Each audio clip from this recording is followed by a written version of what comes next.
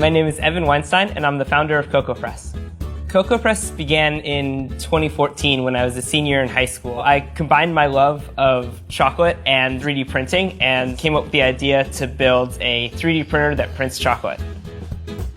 The first prototype of CocoPress worked, but it never worked as well as I was hoping. The cooling system and extruder had some issues early on, and the humidity and room conditions where CocoPress was stored warped the frame.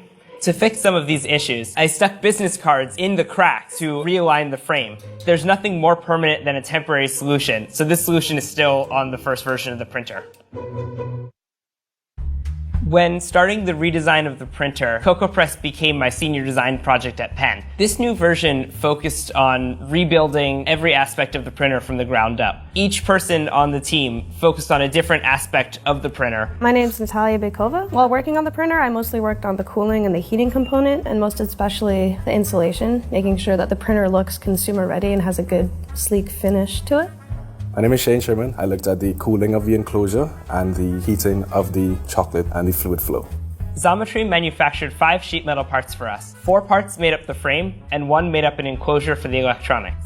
In-house, we only really have access to sheet metal goods and some sheet metal that we have to bend ourselves. The tolerancing on that is anywhere between maybe like 40 to 50 thousandths of an inch, but an ordered part from Xometry has about 3 thousandths of an inch of specificity to it. I'm so happy with what Xometry provided to us. From an engineering perspective, Xometry provided that high level of quality that allowed the assembly process to be pretty easy. The first time we assembled it, it fit, which never happens with in-house manufacturing techniques. It's honestly a wonderful frame. My favorite part about working with Xometry was the quick response times that we got from the company. As students and not experienced sheet metal designers, having them run an experienced set of eyes over our designs was very helpful, and it made sure that when we got our order, we didn't have to resend it or remachine anything. It was exactly what we needed. There were a few problems with the first prototype. It wasn't very stable, and a lot of the panels would move relative to each other. This sheet metal part that we got from Xometry is an integral piece, and the way that it's fastened together is very rigid and solid. The rigidity of the frame is important for the accuracy of the printer and for reducing vibrations from the cooling system.